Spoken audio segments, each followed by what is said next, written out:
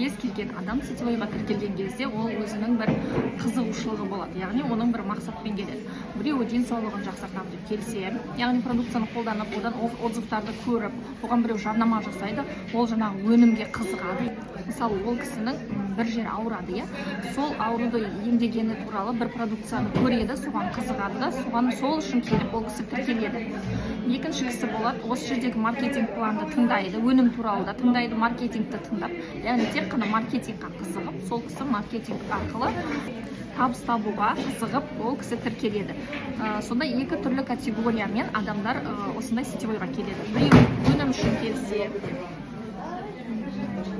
біреулері өнім үшін келсе, екіншілері яғни табыс үшін келеді. Негізі екеуі де дұрыс. Сондықтан біз барынша қасымыздағы, жан-жағымыздағы адамдардың барлығына маркетингті де айтуымыз керек, және де өнім туралы да айтуымыз керек. Сондықтан любой сетевойға сіз тіркелген кезде осы екеуін жатқа біліп алып, яғни өнімдерді жаттап алып, реклама жасап, жарнамалап, жан-жақтағы адамдардың барлығына айтасыздар. Екіншіден маркетингті айтасыздар. Сол кезде сіздің командаңызға адамдар қызығып тіркелетін болады. Командама келіңіздер, маған подписка жасаңыздар, және де лайк басыңыздар.